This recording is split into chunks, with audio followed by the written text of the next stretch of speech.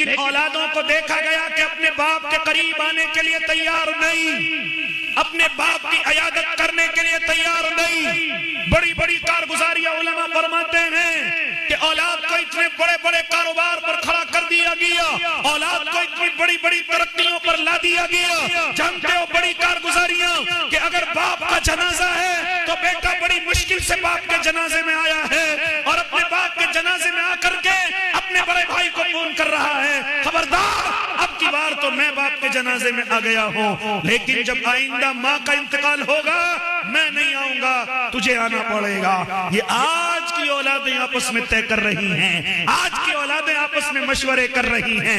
ऐ अल्लाह के नेक बंदो, हाँ इसी कुरान की दूरी की वजह से हमने देखा है कि औलादों ने बाप को घर से निकाल दिया, माँ को घर से निकाल दिया। इसी कुरान की दूरी ने हमने अपनी आंखों से देखा, बाप पर हाथ उठा दिया गया, बाप को जलील किया गया, बाप को रुस्वा किया गया। इसी कुरान की दूरी ने माँ को रुस्वा किया, हाँ माँ पर अपनी बीवी के जरिए से हाथ दपाई कराई गई। अल्लाह के नेक बंदो कहां तक मिसालें दूं, यहां तक के अगर कुरान से दूर हुए तो हाथ उठाना तो बड़ी छोटी चीज है। अब तो मुसलमान अपने माँ और बाप का कत्ल तक करने लगे हैं।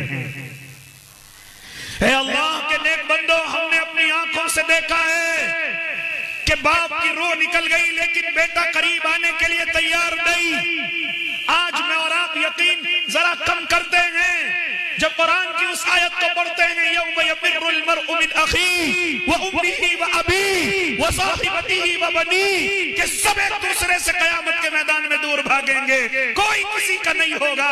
ऐ अल्लाह के नेक बंदे, तू कयामत पर यकीन नहीं करता, तू तो खुद दुनिया में अपनी आंखों से देख ले कि किस तरीके से बाप बेटे से दूर रहने की कोशिश करता है। हाँ, इसी तरह बीवी शौहर से और शौहर अपनी बीवी से और बाप बेटियों से, भाई बहनों से इसी जमीन पर कैसे दूरी इख्तियार किए हुए हैं। कयामत का क्या हाल होगा। इसलिए अगर मैं और आप चाहते हैं कि जब इस दुनिया से रुखसत हो तो मेरा बेटा मेरे सरहाने खड़ा हुआ हो, अगर मैं और आप चाहते हैं कि अगर मैं दुनिया से रुखसत हो जाऊं तो मेरा बेटा हाँ मुझे गुस्ल दे रहा हो, मेरे बदन को कफन दे रहा हो, मेरे जनाजे को उठा करके ले जा रहा हो और उसकी आंखों से आंसू जारी हो रहे हो और मुझे कब्र के हवाले करके कब्र के पास बैठा हुआ मेरे लिए दुआएं कर रहा हो, मिसाले सवाब कर रहा हो, अगर ये तमाम चीजें चाहते हो तो अपनी औलादों को अल्लाह के कुरान के करीब कर लो।